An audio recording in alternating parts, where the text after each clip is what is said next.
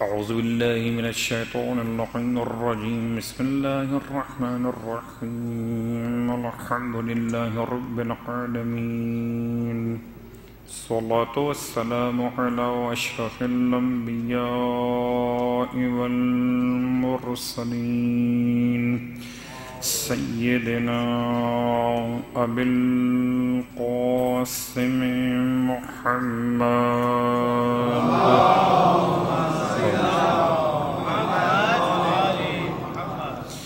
وعلى أهل بيته الطيبين الطاهرين واللعنة الدائمة على أعدائهم أجمعين. أما بعد، فقد قال الله تبارك وتعالى في كلامه الحميد وفرقانه المجيد قوله الحق وهو أصدق القائلين. بسم الله الرحمن الرحيم. هل أتى على الإنسان حين من الدهر لم يكن شيئا مذكورا. صلوات پڑھیں محمد.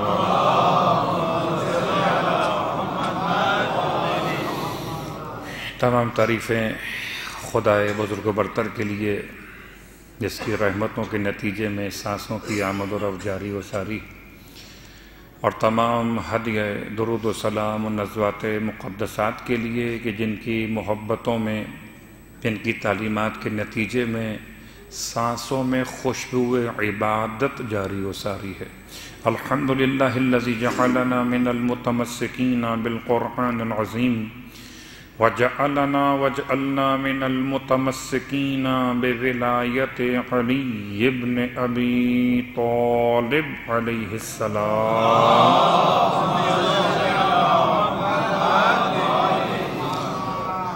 وجعلنی وإیاکم انشاءاللہ من الطالبین بثأرہ مع ولیہ الامام المہدی من آل محمد علیہم السلام.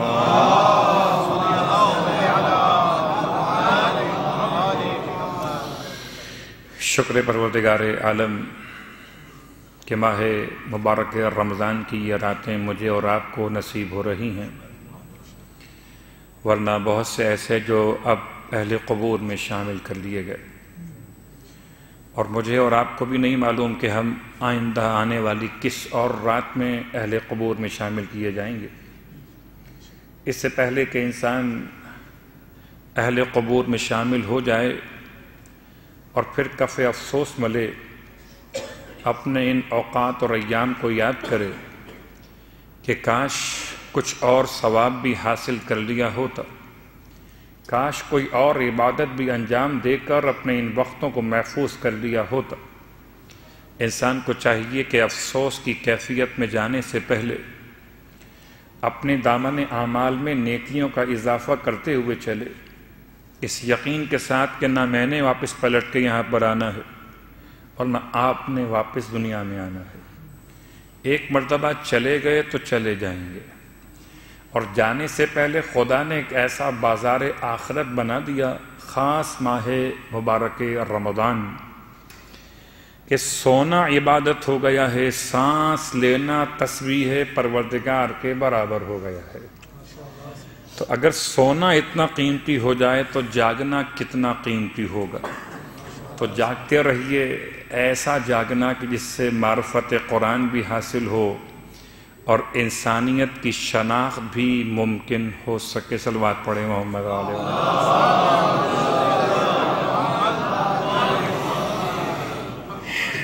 استقبال ماہ مبارک رمضان کے پہلے درس کے بعد آج یہ دوسرا سلسلہ درس، جیسے کہ آپ کی خدمت میں ایک عنوان اعلان کیا گیا، حقیقت انسان سورہ انسان کے آئینے میں.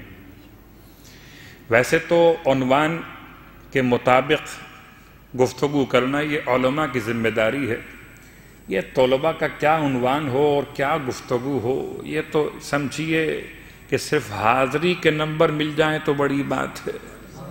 کیا لکھ کر آئیں گے اور کیا یاد کر کے سنائیں گے. ہماری اور آپ کی کیفیت ایسی ہے کہ مولا کے کرم کے ساتھ رہتے ہیں، مولا کے عدل کو برداشت نہ کر سکیں گے۔ تو خدایا ہمیں فضل مولا نصیب فرما دینا، اور عدل مولا کے قابل ہم نہیں ہیں، اس لیے ہم کہتے ہیں ہمارے ساتھ عدل کا معاملہ مت فرمانا۔ ان دعاؤں کے ساتھ سورہ مبارکہ الانسان، پورے قرآن مجید میں بہت ساری صورتیں ایسی ہیں جو الگ الگ عنوانات سے پیغامات کو لیے ہوئے، لیکن اگر کوئی آپ سے پوچھے کہ پورے قرآن مجید کا عنوان کیا ہے، قرآن کا عنوان کیا ہے، قرآن کس کے بارے میں آیا ہے، قرآن کیا مسجدوں کے بارے میں آیا ہے، قرآن کیا گھروں کے بارے میں آیا ہے، یا قرآن پہاڑوں کے بارے میں آیا ہے، یا قرآن بہتے ہوئے سمندر کے بارے میں آیا ہے، جواب سب کا ایک ہوگا، قرآن صرف اور صرف کتاب انسانیت ہے۔ اس کا تعلق نہ تو پہاڑوں سے ہے، نہ آبشاروں سے ہے، نہ مکانات کی دیواروں سے ہے، نہ خالی تمام تر اشیاء کائنات سے، اس کا تعلق صرف انسان سے ہے۔ انسان سنے، انسان پڑھے اور انسان سمجھے کہ انسان کا پروردگار اس سے کیا کہنا چاہتا ہے۔ ویسے تو ہر سورہ ہی سورہ انسان ہے، چاہے سورہ بقرہ ہو یا سورہ فیل ہو۔ نہ قرآن گائیں کے بارے میں ہے، نہ ہاتھی کے بارے میں ہے، نہ قرآن عنکبوت مکڑی کے بارے میں ہے، نہ قرآن نمل اور نحل شہد کی مکھی اور چیونٹی کے بارے میں ہے۔ قرآن تو کل بھی انسان کے بارے میں تھا اور آج بھی انسان کے بارے میں ہے، اس لیے کہ قرآن کو ایک عظیم انسان کے سینے پر اتارا گیا ہے۔ لہذا قرآن کا محل نزول بھی انسان ہے اور قرآن کا مخاطب بھی انسان ہے۔ اب چاہے بطور خطابت کے فن کے کہیے، ہم پاکستان کے ایک ایسے خطیب کو جانتے ہیں جو خطابت کا زور ہوا کرتا تھا تو فن خطابت کی بنیاد پر آیتیں ایسے تلاوت کرتے تھے اور یہ کہتے تھے کہ خدا تجھ سے کہتا ہے، یا مولائے متقیان علی ابن ابی طالب علیہ السلام کا وہ جملہ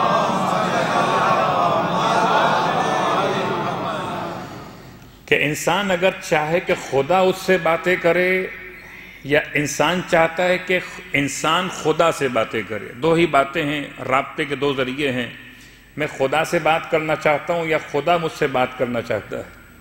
عجیب بات ہے، دونوں میں میری مرضی شامل ہے، میں خدا سے بات کرنا چاہتا ہوں یا خدا مجھ سے بات کرنا چاہتا ہے، دونوں کے عنوانات میں کام تو مجھے کرنا ہے۔ امام فرماتے ہیں جب میں چاہتا ہوں، ایک انسان کامل وہ جس کے سینے پہ قرآن اتارا گیا، ایک انسان کامل یہ جس نے انسان کو خدا سے بات کرنے کا طریقہ سمجھا دیا۔ ارشاد فرمایا جب میں چاہتا ہوں کہ خدا مجھ سے بات کرے، بہت غور کیجئے گا، شاید آپ اندازہ کریں آج کل تو بڑا آسان ہو گیا، ہو سکتا ہے لائیو بات نہ ہو سکتی ہو تو وائس میسج بھیج کر ریکارڈنگ سے بات محسوس کر لی جائے۔ آپ نے میسج کو آن کیا، ریکارڈنگ شروع ہو گئی، وہ آپ سے بات کر رہے تھے یا کر رہی تھیں، اس کا میسج ہے، چاہے مذکر ہو یا مؤنث ہو۔ آپ نے میسج سنا، ٹھیک، تو آپ نے گویا گرچہ لائیو نہیں تھے مگر میسج سنتے ہوئے لائیو ہو گئے۔ اگر انسان کا میسج آواز ریکارڈنگ کے ذریعے سنے تو لگتا ہے لائیو ہو گیا ہے، اور اگر انسانوں کا رب کا میسج سنے تو کیا لائیو نہ ہوگا؟ یہ قرآن بوسیدہ کل کی کتاب نہیں، قرآن آج کی کتاب ہے۔ کل کی کتاب تھی کل والوں کے لیے، آج کی کتاب ہے آج والوں کے لیے۔ اگر یہ کتاب تبدیل ہوتی حالات و واقعات کے اعتبار سے تو خدا ہر سال نئی کتاب بھیجتا، جیسے آپ ہر سال نئی ڈائری ہاتھ میں لے کر اپنی تاریخیں معین کرتے ہیں، خدا ہر سال نئی کتاب بھیجتا، مگر کتاب ہر سال نہ بھیج کے اس نے بتایا کہ تم اپنے آپ کو اس قابل کرو، کتاب تو ہر سال یہی کام آئے گی۔ تو کتاب مسلسل ہے، کتاب میں کوئی ایسی بات نہیں ہے کہ جو انسان کہے کہ 1400 سال پہلے کے واقعات پڑھ رہے ہیں. مولائے متقیان کا یہ جملہ، جب کبھی میں چاہتا ہوں خدا مجھ سے بات کرے، خدا مجھ سے بات کرے. اب آیت نمبر 1 سورہ مبارکہ دہر، خدا مجھ سے بات کرے. آپ چاہتے ہیں خدا آپ سے بات کرے؟ ہے کوئی؟ اللہ اکبر. میں کیا مثال دوں؟ چلیے آپ جس علاقے میں رہتے ہیں، آپ کے علاقے کا ناظم اگر آپ سے بات کرے تو آپ کی عزت بڑھ جاتی ہے. آپ کے علاقے کا ناظم ہو، کہ شہر کا ناظم ہو، کہ شہر کا کمشنر ہو، کہ ڈپٹی کمشنر ہو، یا کوئی اور اعلیٰ عہدیدار آپ سے بات کرے تو آپ سمجھتے ہیں کہ میں کوئی بہت بڑے منصب پر فائز ہو گیا. انسان اتنا بلند ہو جائے گا تو کہ خدا تجھ سے بات کر رہا ہو. تو کبھی کتاب خدا کھول کر تو دیکھ، یہ کتاب نہیں ہے، یہ خدا کی لائف کال تجھ سے منسلک ہو گئی ہے. یہ سمجھ کے قرآن پڑھ کے تو قرآن نہیں پڑھ رہا بلکہ خدا کی آواز کو سن رہا ہے. جب سماعت اتنی بلند ہو جائے، جب سماعت اتنی بلند ہو جائے، بہت غور کیجئے. کبھی کبھی ایسا ہوتا ہے جب کال انسان کر رہا ہوتا ہے تو ہو سکتا ہے کہ پرابلم درمیان میں آ رہی ہو، سگنل ڈراپ ہو رہے ہوں، لوز ہو رہے ہوں یا ویک ہو رہے ہوں. کہہ لیجیے جو زبان استعمال کیجیے آپ اپنے اپنے اصطلاحات کے اعتبار سے، کہ میں کال تو کر رہا ہوں مگر کبھی آواز کٹ جاتی ہے، کبھی آتی ہے، کبھی کٹتی ہے، کبھی آتی ہے. تو کبھی نیند آپ کو آتی ہے، کبھی بیدار ہو جاتے ہیں قرآن پڑھتے ہوئے. اور جتنی نیند قرآن پڑھتے ہوئے آتی ہے اتنی نیند تو کبھی اور آتی ہی نہیں ہے. حتیٰ کہ الفاظ ڈبل ہونے لگتے ہیں. سوچئے گا کیا یہ کمزوری بدن ہے یا کمزوری روح کا عنوان ہے؟ نفس غالب ہو گیا، روح کمزور ہو گئی. میں اپنے رب سے بات کرتے ہوئے قسم بخدا اگر آپ اپنے عزیز دوست سے بات کر رہے ہوں اور ہوں ہاں کریں اس طرح سے تو آپ کو اچھا جواب مل جائے گا. یہ خدا مہربان ہے کہ آپ اس کو جتنی ویلیو دے رہے ہیں اپنے پروردگار کو وہ کتنی مختصر ہے. اس سے بات بھی کر رہے ہیں، ذہن کہیں اور بھی ہے اور نیند غالب بھی. صلوات پڑھیں محمد و آل محمد. اب پورے قرآن مجید میں اہل بیت اطہار نے کس طریقے سے قرآن کی تلاوت کا طریقہ سمجھایا، کیا انداز بتایا، کیسے تلاوت کی جائے. میں نے ایک بات کل کہی تھی، پھر دہراتا ہوں کہ خدا کے لیے اس بات کے پیچھے مت پڑ جائیے گا کہ مجھے سورہ ختم کرنا ہے، مجھے پارہ مکمل کرنا ہے، مجھے نصف قرآن تک جانا ہے. آپ سمجھیے مجھے خدا تک جانا ہے. اگر ایک لائن خدا کی بات آپ تک پہنچ گئی تو رابطہ ہو گیا. آپ چاہے پوری کتاب پڑھیے کہ نہ پڑھیے، ایک آیت کافی ہے. اور اگر ایک آیت میں بھی انسان رابطہ قائم نہ کر پایا، پورا قرآن پڑھ لے. الفاظ قرآن قرآن نہیں ہیں، اصلا رابطہ خدا قرآن ہے. رابطہ خدا قرآن ہے. ہے کوئی انسان جو اپنے رب سے بات کر رہا ہو؟ امام فرماتے کہ جب میں چاہتا ہوں خدا مجھ سے بات کرے تو میں تلاوت قرآن شروع کر دیتا ہوں. اسی لیے معصوم فرماتے ہیں جہاں کہیں ایسی آیت واقع ہو جائے کہ تمہیں جیسے تم خدا کی بات سن کر جواب دینا چاہو تو جواب ہم تمہیں بتلا دیتے ہیں. جواب کیا دینا چاہیے؟ کوئی مجھ سے کر رہا تھا تعریف کیجیے، اتنے سارے کھانے بنائے گئے آج افطار کے عنوان پر، تعریف کیجیے ماشاءاللہ کیا کیا کھانے بنائے گئے ہیں. میں حیران تھا تعریف کس کی کروں، کس کی مذمت کروں. میں نے ایک ہی جملہ استعمال کیا، فَبِأَيِّ آلَاءِ رَبِّكُمَا تُكَذِّبَانِ. خدا کی تمام نعمتیں ہیں، انسان کس کس نعمت کا انکار کرے گا؟ تو اگر دنیاوی نعمتوں کے عنوان سے یہ آیت، تو پھر امام جعفر صادق علیہ السلام کا عنوان. ایک اور عظیم انسان کی بہترین دعوت فکر فرماتے ہیں کہ جب تم پڑھو فَبِأَيِّ آلَاءِ رَبِّكُمَا تُكَذِّبَانِ، اب خدا تم سے کہتا ہے کہ تم دونوں، ایک گروہ جن ایک گروہ انس، تم دونوں اپنے رب کی، اپنے پالنے والے کی کون کون سی نعمتوں کو جھٹلاؤ گے؟ تو اب یہ سوالیہ جملہ ہے، جواب دینا چاہیے.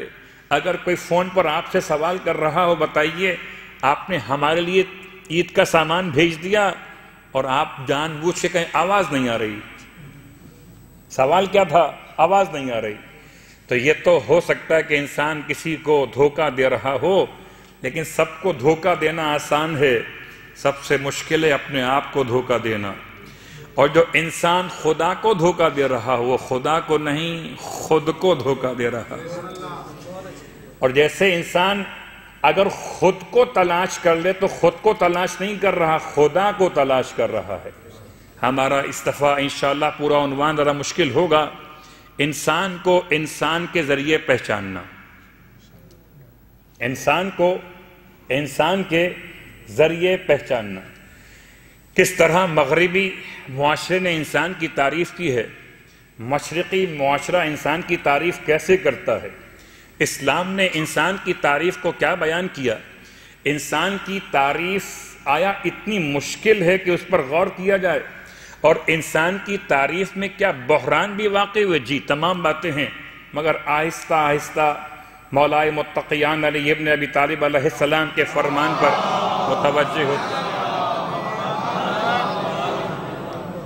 اتنا مشہور عنوان ہے جو ہمیشہ بار بار پڑھا گیا اور مجھے اور آپ کو زبانی یاد کہ جس نے اپنے آپ کو پہچان لیا اس نے اپنے رب کو پہچان لیا. تو رب کو پہچاننا تو بعد میں ہے، آئیے پہلے میں اپنے آپ کو پہچانوں. تو اپنے آپ کو پہچانوں تو کیا گلاس سے پہچانوں؟ اپنے آپ کو پہچانوں تو میں کس گلاس میں پانی پیتا ہوں اس سے پہچانوں گا. اپنے آپ کو پہچانوں تو میں کون سی گاڑی میں بیٹھنا پسند کرتا ہوں اس سے پہچانوں گا. میں اپنے آپ کو پہچانوں تو کون سا کپڑا انتخاب کرتا ہوں، کیا میں اپنے لباس سے اپنے آپ کو پہچانوں؟ کیا لباس میں اتنی صلاحیت ہے کہ یہ انسان شناسی کا کام دے سکے؟ کیا شیشے کے اس گلاس میں اتنی صلاحیت ہے کہ یہ خدا کے خلیفہ کی نشاندہی کر سکے؟ کیا درو دیواروں، گاڑیوں، سامانوں، مکانوں، جائیداد میں اتنی صلاحیت ہے؟ یہ پتھر کی بنی ہوئی چیزیں کیا خدا کی خاص مخلوق جس کے لیے حدیث قدسی ہے، سرکار ختمی مرتبہ احمد مجتبیٰ محمد مصطفیٰ صلی اللہ علیہ وسلم ارشاد فرماتے ہیں کہ اللہ نے اپنے بندوں سے ارشاد فرمایا، خلقت الافلاک لاجلک، یہ افلاک کی محفل میں نے سجائی انسان تیرے لیے ہے.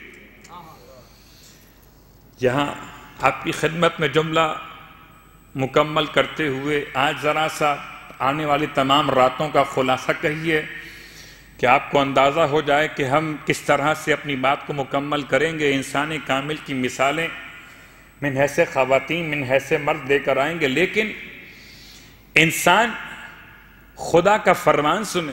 خدا نے اعلان کیا، خلقت الافلاک لاجلک، کہ میں نے افلاک کو بنایا تیرے لیے. افلاک میں سب کچھ شامل ہے. حیرت کی بات ہے، لوگ ماہ رمضان کے چاند کے لیے پریشان ہیں، حالانکہ چاند تو بنا ہی انسان کے لیے. تم چاند کو دیکھتے اور چاند تمہیں دیکھتا ہے. صلوات پڑھے محمد و آل محمد. ایک چھوٹا سا واقعہ ہے، مشکل عنوانات پر واقعات سے آسانی پیدا کی جاتی ہے. چاندنی رات تھی اور اپنے محل کی چھت پر زمانے کا ایک عباسی خلیفہ یعنی کہ ہارون الرشید لعنہ وہاں ٹہل رہا تھا. ہارون رشید عباسی خلیفہ، اس کے ساتھ ساتھ اس کی اہلیہ زبیدہ. تو چاند کے موضوع پر بات نکل آئی. چاند چمک رہا تھا، 14ویں کی شب تھی، جس کو ہم کہتے ہیں چاندنی رات تھی. تو ایک مرتبہ ہارون کہتا ہے کہ خدا نے چاند کو کتنا خوبصورت بنایا ہے، اتنا حسین بنایا کہ اس جیسا اور کوئی حسین کیا ہوگا جیسے چاند حسین ہے. زبیدہ نے پلٹ کے جواب میں کہا، لیکن انسان چاند سے زیادہ حسین ہے. اس لیے کہ خدا نے چاند کو انسان کے لیے بنایا ہے، نہ کہ انسان کو چاند کے لیے بنایا ہے۔ ذرا رؤیت ہلال کے مسئلے پر بھی توجہ رہے، اور اس کیفیت حقیقت انسان پر بھی ذرا میرے ساتھ رہیے گا۔ زبیدہ کہتی ہے کہ انسان چاند سے زیادہ خوبصورت ہے۔ یہ خوبصورتی رنگ کی بات نہیں ہو رہی، صلوات پڑھے محمد والا۔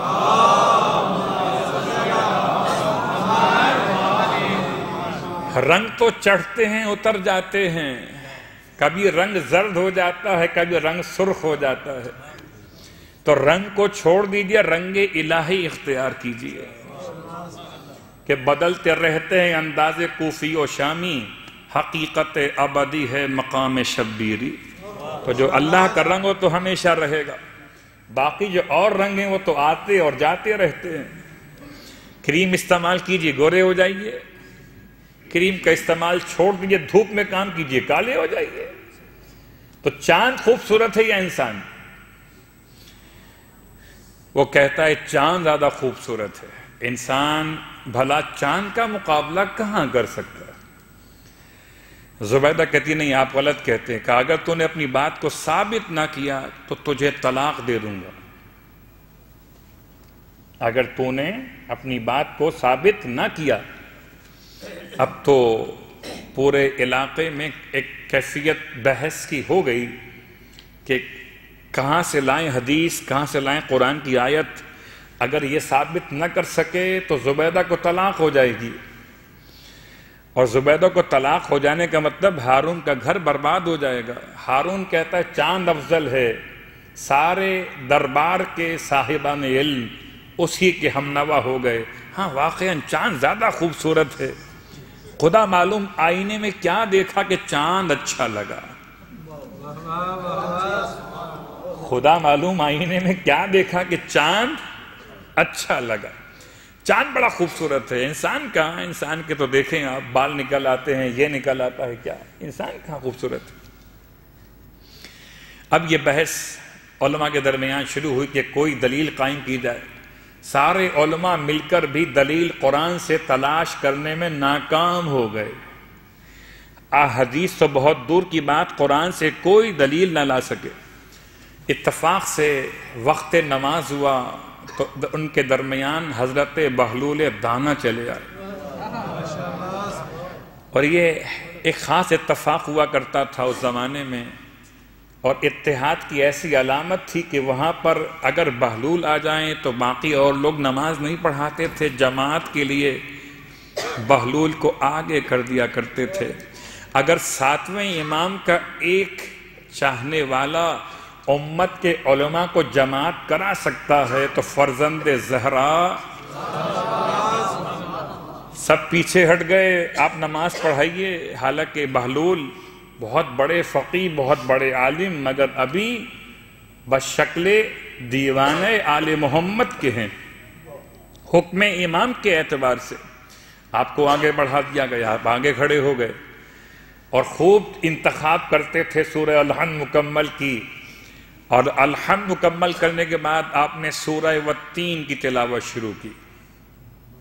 ابھی سارے علماء کا فیصلہ ہو چکا ہے کہ قرآن مجید میں کوئی ایسی آیت نہیں ہے جو بتائے کہ چاند افضل ہے یا انسان افضل ہے، اور حضرت بہلول دانا نے سورہ والتین کا انتخاب کیا۔ بسم اللہ الرحمن الرحیم، والتین والزیتون وطور سینین وہذا البلد الامین لقد خلقنا القمر فی احسن تقویم۔ اگر مجلس کی برکت سے آپ پہنچے ہوئے ہیں تو وہاں پر کیا مجمع کا حال ہوا ہوگا؟ وہ تو حافظ قرآن بھی بہت تھے پیچھے کھڑے ہوئے۔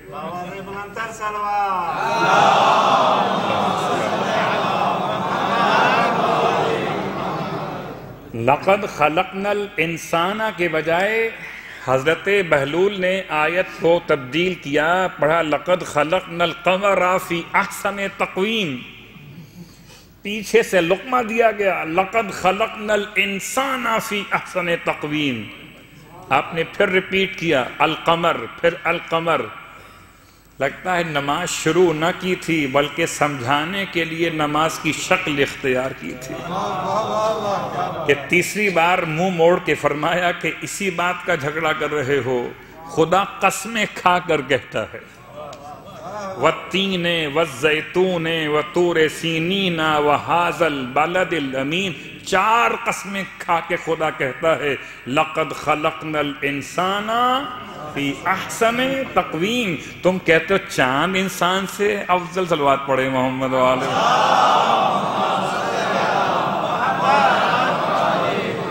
لیکن میں حیران ہوں ان علماء کو کیا ہو گیا تھا، یہ دربار میں خوشامدی کھانے انسان کے علم کو زنگ لگا دیتے ہیں۔ معاف کیجئے گا مجھے جملہ سخت نہ بول دیا ہو، یہ دربار میں خوشامدی کھانے انسان کے علم کو زنگ لگا دیتے ہیں، ورنہ کیا شق القمر کا واقعہ یاد نہ تھا، وہ انسان ہی تھا۔ عبداللہ کا لخت جگر تھا، آمنہ کا نور نظر تھا، خدا کا حبیب تھا، کائنات کا مقصود تھا۔ اس نے اشارہ کیا انسان اتنا افضل ہے کہ اگر انگشت شہادت کو اٹھا کر چاند کو اشارہ کرے تو چاند 2 ٹکڑوں میں تقسیم ہو جائے۔ خوبصورت کون ہے؟ جو چاند توڑ کر چاند بنا دے، وہ خوبصورت ہے۔ نعرہ تکبیر، اللہ اکبر، نعرہ رسالہ، یا رسول اللہ،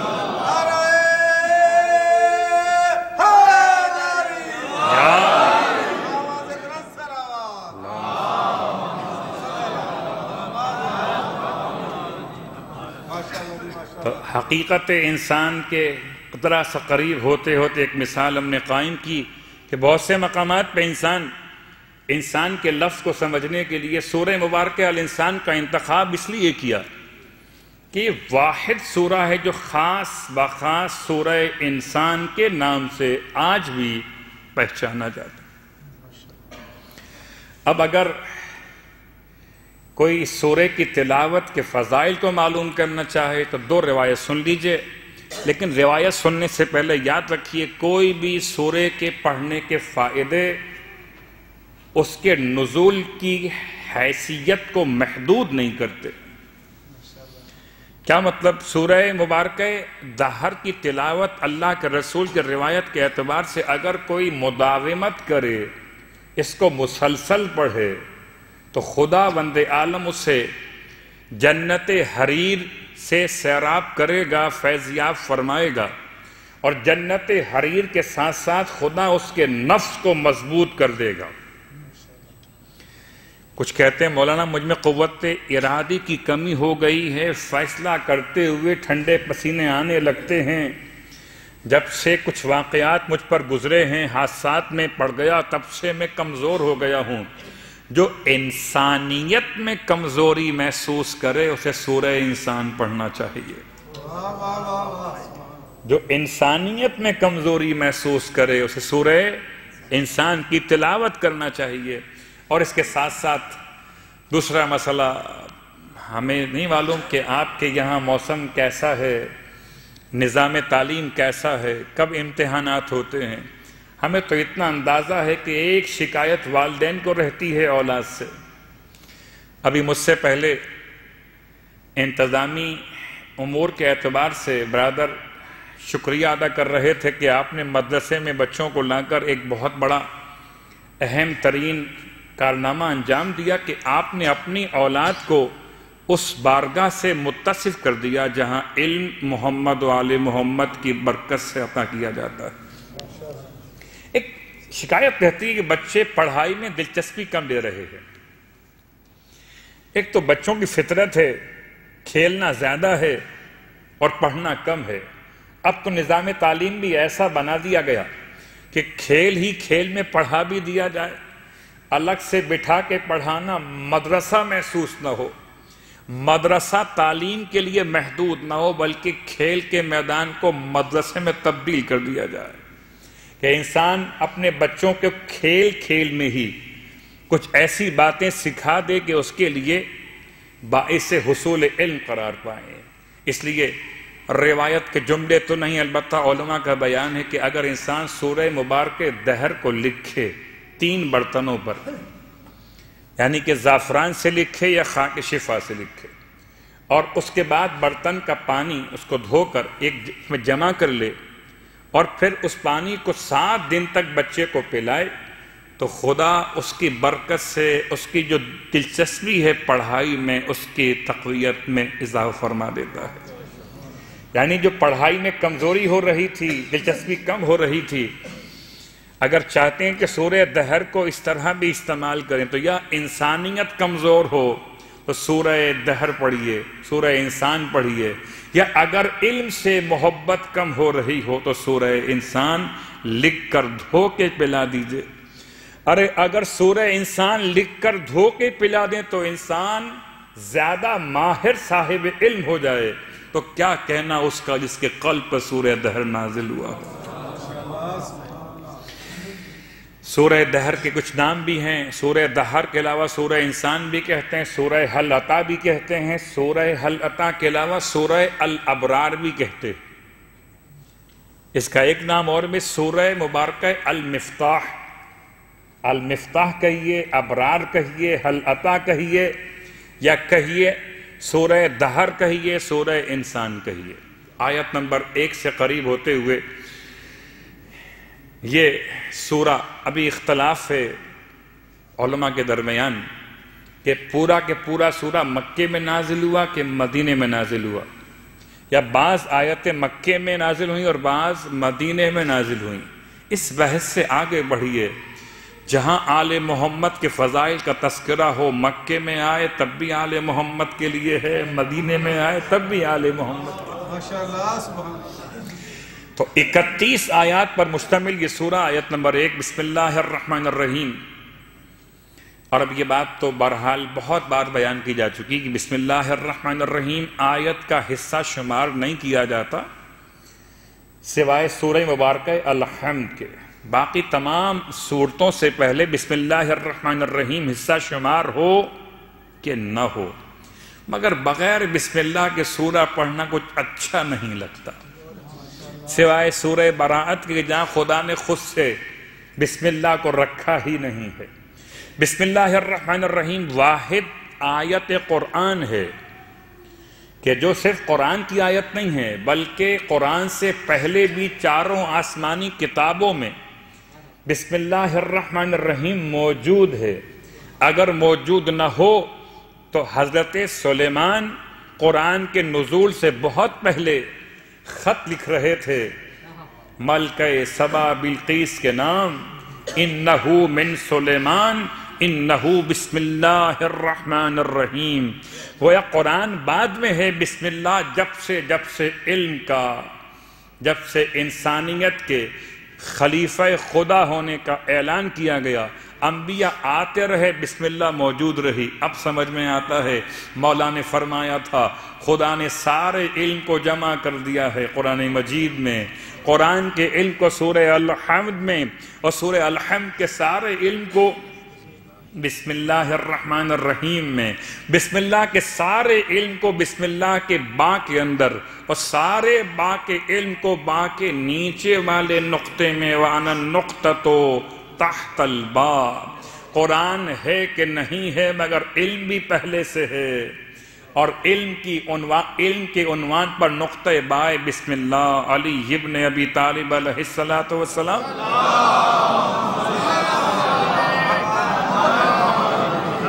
کہ فضائل کا اظہار بھی پہلے سے ہے۔ بسم اللہ الرحمن الرحیم، گرچہ بہت سارے مقامات پہ انسان پڑھتا بھی ہے، لکھتا بھی ہے، سنتا بھی ہے، مگر یاد رکھیے بسم اللہ الرحمن الرحیم کی تلاوت اکیلے انسان کے سارے مسائل کا حل ہے۔ کبھی اگر آپ کو رات میں سر میں درد واقع ہو جائے تو بجائے پین کلر استعمال کرنے کے لکھیے بسم اللہ الرحمن الرحیم، اور جو سر پر پہن سکتے ہوں، کوئی کیپ ہو کہ کوئی ٹوپی وغیرہ ہو یا کوئی اور ہیٹ وغیرہ ہو، اس کے اندر رکھ لیجئے اس کو، کہ مولائے متقیان نے سر کے درد کا علاج اسی طرح سے فرما دیا تھا۔ اگر انسان بسم اللہ الرحمن الرحیم کی عظمت کو محسوس کرنا چاہے تو اتنا کافی ہے کہ ہر کام کو انجام دیتے ہوئے، ہر شے اٹھاتے ہوئے، ہر ہاتھ بڑھاتے ہوئے بسم اللہ الرحمن الرحیم عادت بنا لیجئے کہ عادت بھی ہو جائے گی اور عبادت بھی ہو جائے گی۔ هل اتى على الانسان حين من الدهر لم يكن شيئا مذكورا، یہ حل عطا اصلاً استفہام ہے، اور یہ استفہام انکاری ہے کہ ایسا زمانہ تو آیا ہی نہیں ہے۔ حین کہتے ہیں ایک زمانے کے حصے کو، من الدہر، دہر کہتے ہیں طول زمانہ کو، پوری دنیا کی مدت کو جمع کیے ہوئے ہے۔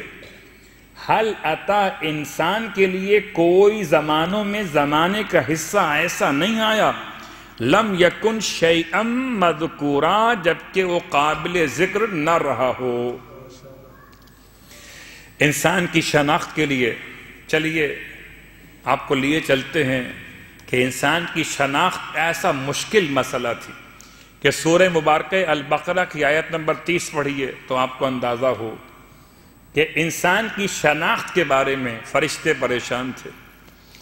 وہ کہہ رہے تھے اَتَجْعَلُ فِيهَا مَن يُفْسِدُ فِيهَا وَيَسْفِكُ الدِّمَاءَ وَنَحْنُ نُقَدِّسُ لَكَ وَنُسَبِّحُ بِحَمْدِكَ وَنُقَدِّسُ لَكَ، تب خدا نے فرمایا انی عالم ما لا تعلمون۔ فرشتے کہتے تھے انسان کو نہ سمجھتے ہوئے، فرشتے انسان کو سمجھنے سے قاصر ہیں، کیا کہتے ہیں پروردگار اس کو بناتا ہے، اس کو یہ کیا کرے گا، اس کو قرار دیتا ہے، انی جاعل فی الارض خلیفہ، اسے بناتا ہے خلیفہ، یہ انسان کو، یہ زمین پر خون بہائے گا، فتنہ و فساد برپا کرے گا، جبکہ ہم تیری تسبیح کو بیان کرتے ہیں، تیری تقدیس کو بیان کرتے ہیں۔ خدا نے ایک ہی جواب دیا، جو میں جانتا ہوں وہ تم نہیں جانتے۔ خدا نے اپنے علم کا مظہر قرار دیا ان حضرت انسان کو، علم آدم الاسماء کلہا، خدا کہتا ہے اس نے سکھا دیے آدم کو سارے کے سارے نام۔ رکے رہیے گا، وہ تو آدم کے لیے، ہم تو غیر آدم ہیں نہیں، ہم آدمی ہیں، وہ آدم تھے، نسبت کا نام آدمی ہے، اور جلد کی حیثیت میں بشریت ہے تو بشر بھی ہیں، مگر نہ مراد آدمی ہے نہ مراد بشر ہے، خدا کی مراد تو انسان ہے۔ آدمی سمجھنا آسان ہے، بشر سمجھنا آسان ہے، انسان سمجھنا آسان نہیں ہے۔ اسی لیے فرشتوں نے کچھ اور دیکھا اور حضرت شیطان نے کچھ اور دیکھا۔ شیطان کیا کہتا، قرآن مجید کے الفاظ موجود ہیں، کہتا ہے خلقتہ من طین وخلقتنی من نار، تو نے اسے بنایا مٹی سے، مجھے بنایا آگ سے، میں اس سے بہتر ہوں۔ تو فرشتوں کی نگاہ انسان کے بارے میں اور ہے، شیطان کی نگاہ انسان کے بارے میں اور ہے، اور رہا خود انسان، قرآن کہتا ہے انسان اگر خاسر ہو جائے، گھاٹا اٹھانے والوں میں سے ہو جائے، تو اس سے بدتر کوئی اور ہو سکتا ہی نہیں، اور اگر انسان فائدہ اٹھانے والوں میں شامل ہو جائے تو قسم بخدا فرشتے اس کی خدمت کے لیے نازل ہو جاتے ہیں۔ صلوات پڑھیں محمد و آل محمد۔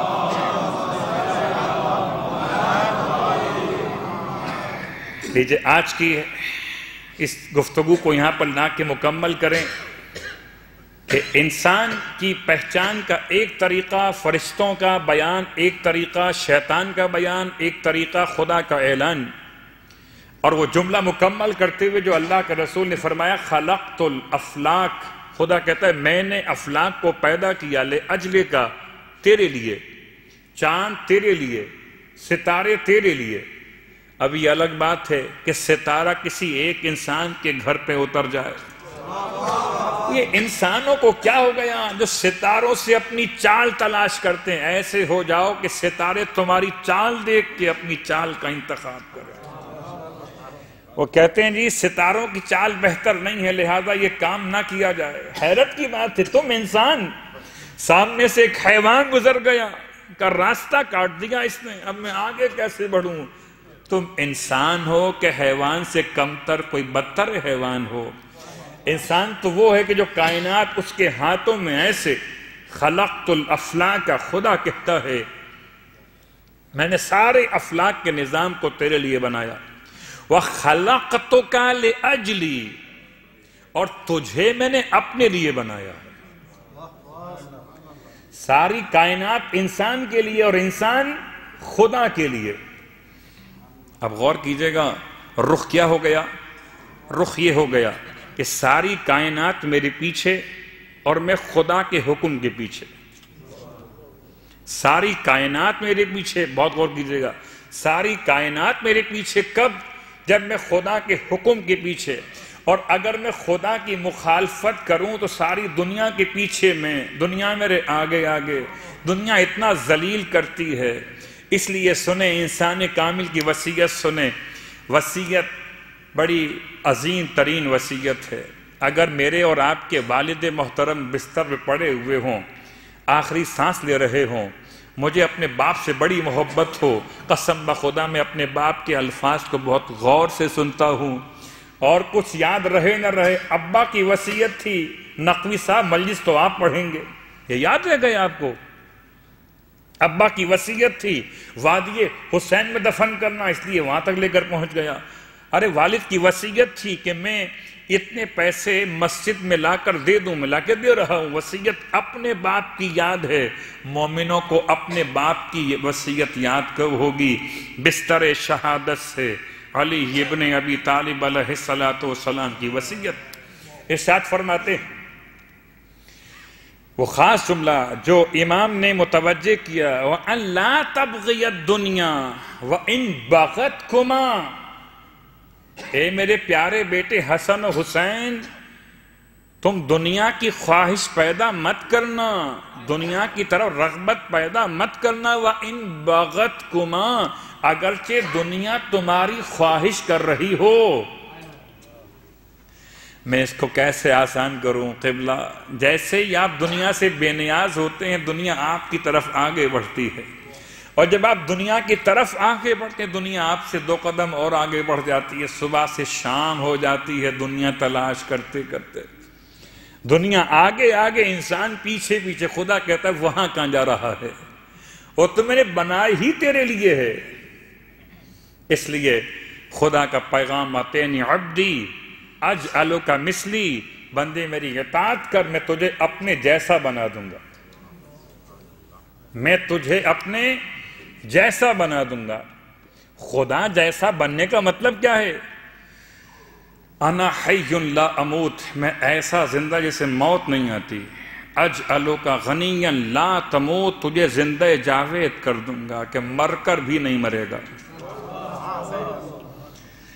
انا مہما اشاء یکن، میں ایسا جب چاہتا ہوں تو کہتا ہوں ہو جا تو وہ ہو جاتا ہے.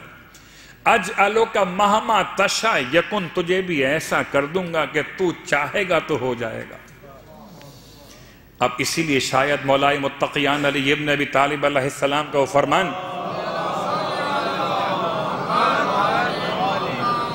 ارشاد فرماتے ہیں مولا، بہت مشہور روایت، 1000 مرتبہ سنی ہوئی، کبھی سوچا بھی ہے کہ اس روایت کو کب ہم اپنے ساتھ میچ کریں گے. مولا فرماتے ہیں مومن کی مثال وہ ہے کہ مومن اگر دیوار سے کہے سونے کی ہو جا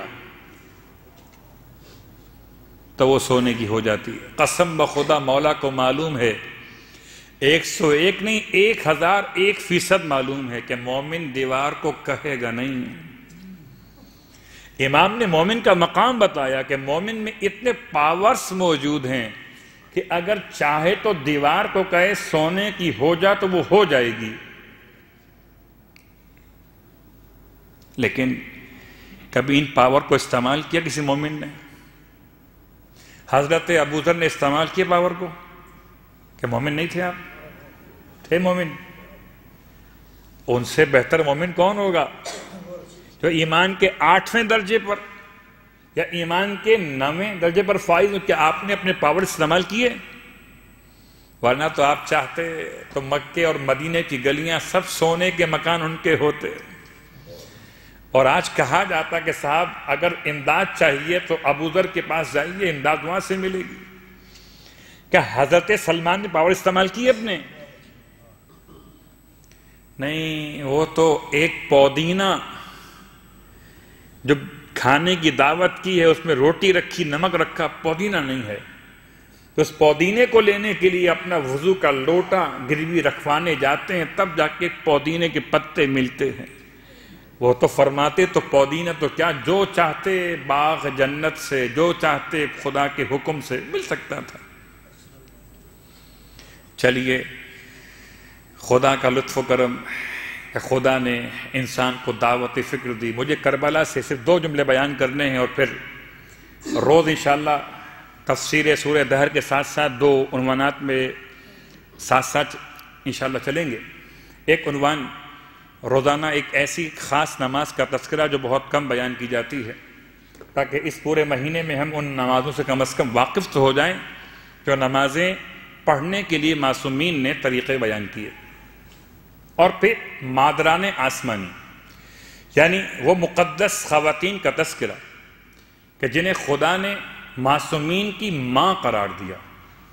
انشاءاللہ آنے والے راتوں میں ان خواتین کا بیان بھی آئے گا.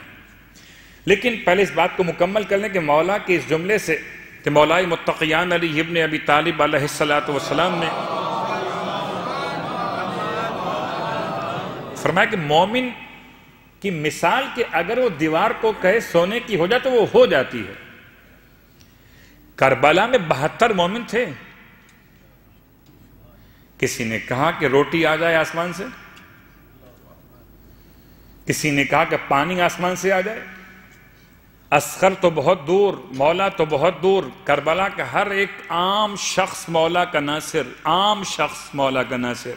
حتیٰ کہ وہاب کلبی، حتیٰ کہ زہیر قین، حتیٰ کہ حر ابن یزید الریاحی، یہ کیا تمام اس منزل پر فائز نہیں تھے کہ اگر ٹھوکر زمین پہ مارتے تو چشمے ابل آتے؟ کہیں آپ نے کسی روایت میں سنا ہے؟ قسم بخدا میں تو روز رات دن خدا سے اپنی نوکری کی سلامتی مانگتا ہوں. یہ میری حیثیت ہو کر رہ گئی ہے. میں رات دن خدا سے اپنی ویزے کی بات مانگتا ہوں، رات دن میں اپنے بچوں کی بات مانگ رہا ہوں. میری حیثیت یہاں تک آگے رک گئی ہے. کربلا کے میدان میں کہیں آپ نے سنا یا پڑھا کسی شہید نے خدا سے پانی مانگا ہو؟ کسی شہید نے خدا سے روٹی مانگی ہو؟ کسی شہید نے حالات کا شکوہ کیا ہو؟ اللہ اکبر. اور رات بھر ذکر خدا کر رہے تھے لیکن زبان پر شکوہ خدا نہیں تھا. وہ ساری صلاحیتوں کے مالک تھے. ان سے بڑا مومن کون ہوگا کہ جن کے ایمان کی گواہی خود فرزند رسول نے دی ہے. قسم ہے خدا کی، واللہ انی لا عالم اصحابا، قسم ہے خدا کی میں ایسے اصحاب کو نہیں جانتا جو میرے اصحاب سے زیادہ باوفا ہوں. یہ کربلا سے پہلے حضرت آدم کا دور اور کربلا کے بعد امام زمانہ علیہ السلام کا دور. ایسے اصحاب واللہ. تو انسان کامل اور انسان کی حیثیت، خدا کہتا ہے اگر تم میری اطاعت کرو گے میں تمہیں اپنے جیسا بنا دوں گا، ایسا بنا دوں گا کہ انا غنی لا افتقر، میں ایسا بے نیاز جو کسی کا محتاج نہیں ہوتا. اجعلک غنیا لا تفتقر، میں تجھے ایسا بنا دوں گا کہ در در بھٹکنے سے، مانگنے سے محفوظ ہو جائے گا. تجھے غنی بنا دوں گا. اور جسے خدا غنی بنا دے اسے زمانے کی مہنگائی فقیر نہیں کر سکتی. اور جو خود سے غنی بن کر بیٹھ جائے خدا جب اسے چاہے فقیر کر سکتا. تو جسے خدا غنی بنا دے اسے کوئی فقیر نہیں کر سکتا. غنی ہونے کے لیے گھر میں سامان لازم نہیں ہے. غنی ہونے کے لیے گھر میں کچھ نہ ہو، حتیٰ کہ وہ گوسفند کی کھال ہو جس پر بچوں کا بستر لگتا ہو وہ اٹھا کر سائل کو دے دی جائے.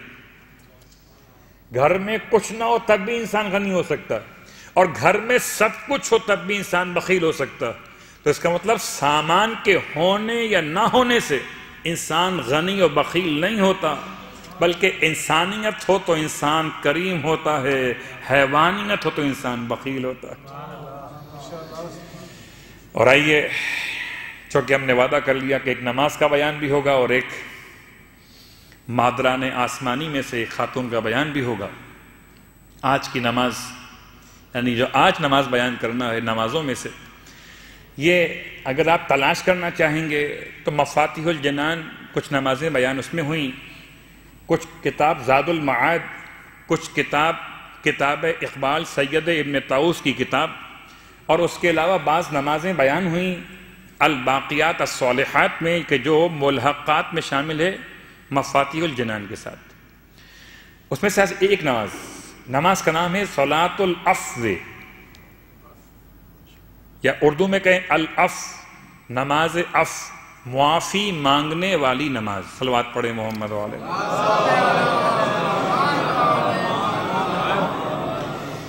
یہ 2 رکعت نماز ہے. نیت ہوگی نماز پڑھتا ہوں 2 رکعت نماز عفو قربتاً الی اللہ، اور رکعت اول ہو کر رکعت دوم، دونوں رکعتوں میں الحمد کے بعد ایک مرتبہ سورہ انا انزلنا، دونوں رکعتوں میں ایک مرتبہ سورہ انا انزلنا. میں کوشش کروں گا کہ ایسی نمازیں بیان کروں جو میں اور آپ آسانی کے ساتھ پڑھ سکتے ہیں. انا انزلنا تو اتنا مشکل سورہ نہیں ہے.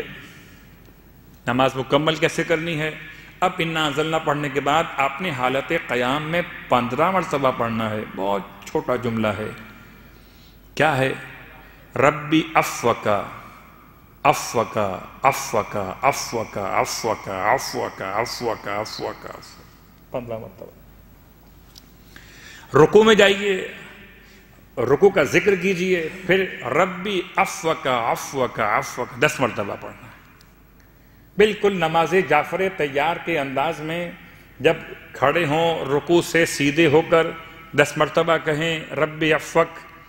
سجدہ اولا میں ذکر کے بعد کہیں ربی افوک. سجدہ اولا سے اٹھنے کے بعد بیٹھ کر کہیں ربی افوک. سجدہ ثانیہ میں پھر ذکر کے بعد کہیں ربی افوکا افوکا افوکا. اسی انداز سے 2 رکعت نماز مکمل کرنی ہے. نماز کا نام ہے نماز عفو. ماہ رمضان سے بہتر اور کون سا رحمت کا مہینہ ہوگا جہاں انسان خدا سے معافی مانگنا چاہے اور اس یقین کے ساتھ کہ خدا تو ہر وقت معاف کرتا ہے اپنے بندوں کو. ماہ رمضان میں تو ہر ساعت میں معاف کرتا ہے. نماز کے ساتھ ساتھ ایک ایسی شخصیت کا تذکرہ بھی کہ جنہوں نے واقعاً کیا انسان کامل کی حیثیت میں پیغام دیا. یہ کون سی خاتون ہے؟ ان خاتون کا نام ہے حضرت مریم.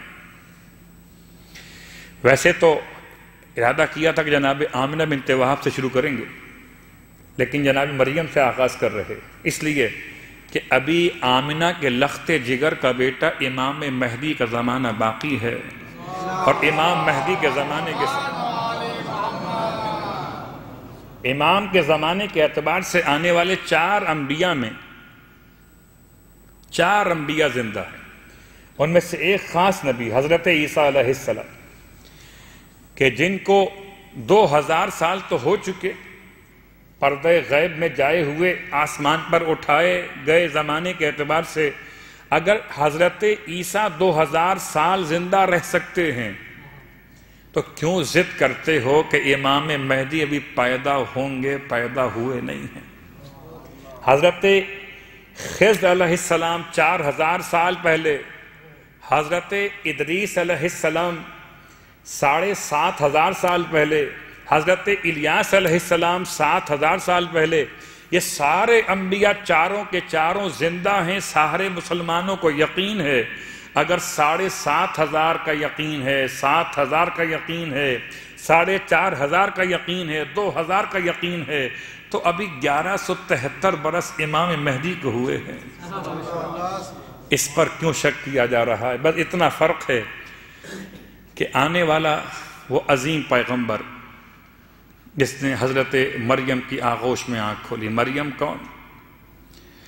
اتنا بلند مقام حضرت مریم کا کہ سب سے پہلے تو میں یاد دلا دوں کہ مریم کے لفظی معنی ہیں کنیز خدا، اور کنیز اسے کہتے ہیں جو اپنے آپ کو آتش جہنم سے بچانے میں کامیاب ہو جائے۔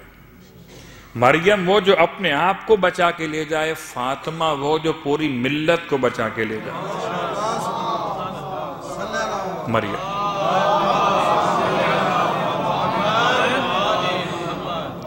پورے قرآن میں سب سے زیادہ جس خاتون کا نام بار بار لیا گیا، حضرت مریم۔ پورے قرآن میں جس خاتون کا نام سب سے زیادہ لیا گیا نام مریم، حضرت مریم۔ خدا نے حضرت مریم کے والد جناب عمران، جن کا نام عبرانی اعتبار سے یواقین ہے اور عربی اعتبار سے آپ کو عمران کہتے ہیں، آپ کی جو والد جناب حنہ خاتون بڑی مومنہ ہیں، اور حنہ خاتون کی اولاد نہیں ہو رہی تھی۔ آپ نے خدا کی بارگاہ میں منت مانی نظر کی ہے کہ مجھے خدا صاحب اولاد کر دے تو میں اپنی اولاد کو، جب خدا مجھے بیٹا عطا کرے گا تو میں اسے بیت المقدس کی خدمت کے لیے وقف کروں گی۔ پروردگار نے آپ کی دعا قبول کی، صاحب اولاد ہو گئیں۔ مگر جیسے ہی ولادت ہوئی جناب مریم کی تو حضرت حنہ خاتون کی آنکھوں میں آنسو آ گئے۔ پروردگار یہ بیٹی ہے اور تو جانتا ہے کہ یہ بیٹی ہے، اور بیٹی بیٹے کی طرح نہیں ہو سکتی ہے، اب میں کیسے منت پہ عمل کروں؟ پروردگار انی سمیتھا مریم، میں نے اس کا نام مریم رکھ دیا ہے۔ یہ کون؟ حضرت عیسیٰ کی ماں، ابھی خود آغوش مادر میں، اور جناب حنہ خاتون نے نام مریم رکھا، اور اس کے بعد اب انتخاب یہ ہے کہ کون ہے جو کفالت کرے گا۔ کہتے ہیں زمانے کا بادشاہ اس وقت یہودی بادشاہ ہے، ہردوس یا ہراویس کے نام سے یا ہیرادوس کے نام سے، اور اس نے تمام علماء کو جمع کیا کہ کون بچی کو سنبھالے گا، تو کہا پہلی مرتبہ کوئی بچی آئی ہے تو کوئی ایسا انتخاب کیا جائے کسی کو اختلاف نہ ہو۔ کیوں کہ خاندان کس کا ہے؟ خاندان حضرت مریم کے بابا کا خاندان حضرت ابراہیم کا خاندان ہے۔ حضرت ابراہیم کے بیٹے جناب اسحاق، اسحاق کے بیٹے یعقوب، یعقوب کے بیٹے لاوی، اور لاوی کی اولاد میں سے حضرت بواقین یعنی کہ عمران۔ تو اب ذریہ طیبہ بھی ہیں، نسل ابراہیم بھی ہیں، اور حضرت عیسیٰ کی ماں بنے وہ مریم خاتون، یہ ان کی آغوش میں ہے۔ اور تمام صاحبان علم اور عبادت کو جمع کیا گیا کہ اپنا اپنا قلم لے کر آئیے۔ خدا کا بڑا احسان ہے کہ نبوت کے واقعات میں قلم کا تذکرہ آ گیا۔ اگر حضرت مریم کی کفالت کے لیے نہ جسم دیکھا گیا، نہ جان دیکھی گئی، بلکہ علم کی صلاحیت دیکھی گئی۔ اپنے اپنے قلم لا کے ڈال دیجئے پانی کے اندر، سب کے قلم ڈوب گئے، حضرت زکریا کا قلم پانی کی سطح بلند رہا، آپ منتخب ہو گئے۔ آپ نے اس بچی کی تربیت کی، کفالت کی، محراب عبادت میں اسے روڈ چھوڑ کے جاتے تھے، جب پلٹ کے آتے تھے، مومن دیوار سے نہیں کہتا کہ سونے کی ہو جا، مومن خدا سے نہیں کہتا کہ کھانا آسمان سے بھیج دے، جب خدا اپنے بندوں کو خود خاص مقامات پہ بلاتا ہے تو کھانا بھی کھلاتا ہے۔ جب حضرت زکریا پلٹ کے واپس آتے تھے، دیکھتے تھے کہ کھانے موجود ہیں، پوچھتے تھے یا مریم اَنَّ لَكِ هَذَا، یہ سب کہاں سے آ گئے؟ مریم کہتی تھی ہَذَا مِنْ عِنْدِ اللَّهِ، یہ اللہ کی طرف سے ہیں، اللہ جسے چاہے بے حساب روزی عطا کرتا ہے۔ حضرت مریم اتنی حسین خوبصورت، میں پھر کہوں گا انسان، اور انسان سب سے زیادہ خوبصورت ہے، چاہے وہ انسان شکل مذکر میں ہو یا شکل مؤنث میں ہو، سب سے زیادہ خوبصورت ہے۔ اور اسی لیے مریم جیسی پاک دامن، مریم جیسی بطول بی بی، خدا نے آپ کو صاحب اولاد کر دیا۔ اور ایک جملہ کافی ہے، قسم بخدا اتنا بڑا امتحان خدا نے کسی اور خاتون سے نہیں لیا، بغیر شوہر کے صاحب اولاد کر دیا۔ اور پھر صاحب اولاد بھی نہیں، صاحب اولاد ہو کر سامنے سب کے بلایا کہ سب کے سامنے آؤ. ذرا سوچیے گا بیٹھ کے کہ کیا تصور کیا جا سکتا ہے. وہ مسجد کوفہ میں مولائے متقیان علی ابن ابی طالب علیہ السلام کی بارگاہ مقدس میں وہ خاتون کے جسم میں کچھ ایسی کیفیت پیدا ہوئی کہ فیل ہوتا تھا شاید کہ یہ حاملہ ہو گئی، اور اس کے بھائیوں نے، اس کے والدین نے اس کے لیے بہت مشکل صورتحال پیدا کر دی اور اس کے عصمت کے خلاف باتیں سمجھنے لگے، جبکہ ایسا واقعہ نہیں تھا. مسئلہ حل کون کرے؟ مولا وہ دکت القضاء پر بیٹھ کے فیصلے کیا کرتے تھے مسجد کوفہ میں. اب خاتون کا کیس آ گیا، امام نے الگ خیمہ لگوایا، بیت التشت کے نام سے آج بھی مقام موجود ہے، اور وہاں پر امام نے تشت رکھوا کر اس پر برف منگوا کر اس خاتون کو بیٹھنے کا حکم دیا، اور اس کے جسم کی جو کیفیت تھی مرض کی وہ ختم کر دی. جو کچھ تھا وہ الگ ہو گیا اور اس کی پاک دامنی ثابت ہو گئی. تو یہ تو آسان ہے، یہ بڑا مشکل ہے کہ آغوش میں بچہ بھی ہو اور پاک دامن بھی ہو. آغوش میں بچہ بھی لے کر آئیں اور پاک دامن بھی کہلائیں. قسم بخدا حضرت مریم پر سلام و درود ہو، آپ حکم خدا سے قوم کے سامنے آئی ہیں، اور جب قوم کے سامنے آئیں تو پروردگار نے ایک کرم کیا. اچھا تم بات مت کرنا، تم اشارے سے کہنا کہ میں آج روزے سے ہوں، تو میں بات نہیں کر سکتی. تو تم نے سوال جواب کرنے، قوم بڑی بفری ہوئی تھی نا، تم نے جو سوال جواب کرنے یہ گود کے بچے سے خود کر لو.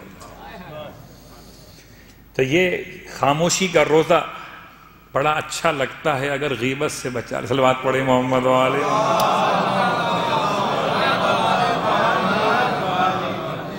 اس سے بات کر لو. قوم کے افراد نے کہا اس سے کیسے بات کریں؟ کیف نکلم من کان فی المہد صبیا، اس سے کیسے بات کریں، یہ تو ابھی گود میں ہے، بچہ ہے. بچے نے یہ دیکھا کہ یہ بڑے ہو کر مجھ سے بات کرنے سے عاجز ہیں، بچہ خود ہی بولنا شروع ہو گیا. قال انی عبداللہ آتانی الکتاب. لیکن میں اتنا کہوں گا حضرت مریم، آپ کی آغوش میں حضرت عیسیٰ نے کلام شروع کیا کہ تاکہ آپ کی عصمت کو محفوظ کریں، اور کربلا کے میدان میں اصغر نے اشارے شروع کیے تاکہ اپنے بابا کی مظلومیت کو بتائیں. جب امام فرما رہے تھے بیٹا علی اصغر، یہ میری زبان نہیں سمجھ رہے، بیٹا میں ان سے کہتا ہوں کہ تم بڑے پیاسے ہو، ایک قطرہ پانی اپنے ہاتھ سے لا کے تمہیں پلا دیں، یہ میری بات نہیں سمجھ رہے. بیٹا تم حجت خدا کے فرزند ہو، حجت تمام کرو. بیٹا تم خود بتا دو کتنی پیاس لگی ہے. اللہ اکبر. آج پہلا روزہ تھا نا، اے روزے دارو، جب آپ نے روزہ کھولا تو پانی استعمال کیا ہوگا نا. واہ غربتا، ایک روزہ کھولا پانی کتنا پیا ہے. ہائے رونے والو، یہ 3 دن کی پیاس کی شدت میں بچہ ہے، اس نے بابا کی بات کو خوب سمجھا ہے. ایک مرتبہ اپنی چھوٹی سی زبان اپنے ہونٹوں پہ پھرانا شروع کی. اشقیاء میں جتنے صاحبان اولاد تھے منہ موڑ موڑ کے رونے لگے. ایک کوہرام مچ گیا. اتنے میں عمر سعد نے آواز دی، ہرملا جلدی کر، میں کہوں گا حضرت عیسیٰ آپ ماں کی گود سے بولے تو کسی قوم کے فرد نے پتھر بھی نہیں مارا، لوگوں کی زبانیں بند ہو گئیں. ہائے حسین کا بیٹا اپنے بابا کی غربت کو ثابت کرنے آیا تھا، خالی ہاتھ آیا تھا، مگر ایسا تیر مارا گیا، پانی نہ دینا تھا نہ دیتے، کم از کم تیر تو نہ مارتے. رونے والوں عجیب ظلم ہوا. پوری کربلا کی تاریخ میں کوئی شہید ایسا نہیں جس کو 3 مرتبہ شہید کیا گیا ہو۔ واحد اصغر کی شہادت ایسی ہے جو 3 انداز سے بیان ہوئی ہے، یا تیر سے گلا ایسے چھدا جیسے اونٹ نہر کر دیا جائے، یا پھر اس طریقے سے شہزادے کو قبر سے نکالا گیا اور خنجر سے گلا کاٹا گیا، نو کے سینہ پر سر کو بلند کیا گیا۔ وہاں غربتا، ارے اس ماں کا کیا حال ہوا ہوگا جس نے 6 مہینے کے بیٹے کے کٹے ہوئے سر کو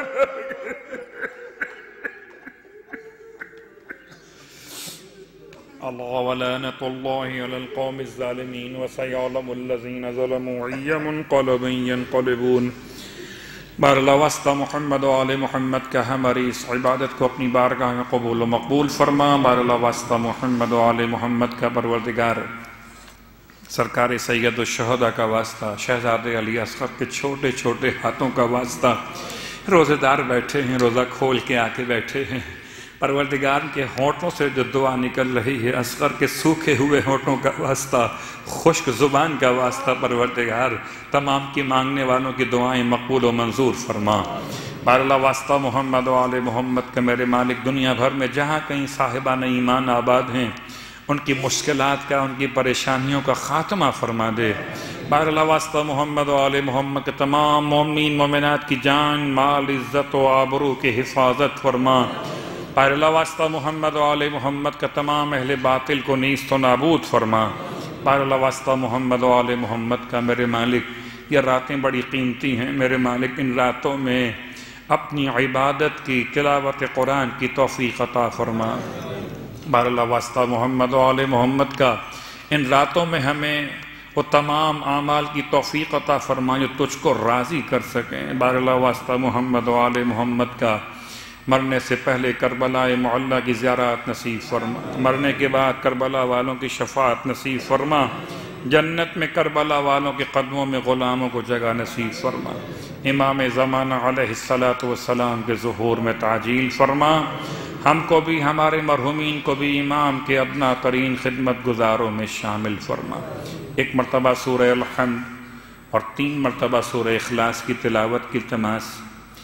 آج کی افطار کا انتظام پارپیہ فیملی کی جانب سے کیا گیا تھا، ان پارپیہ فیملی کے مرحومین اور حاضرین کے تمام مرحومین کے لیے ارشاد فرما دیجئے۔ بسم اللہ الرحمن الرحیم، الحمدللہ رب العالمین، الرحمن الرحیم، مالک یوم الدین، ایاک نعبد و ایاک نستعین، اہدنا الصراط المستقیم۔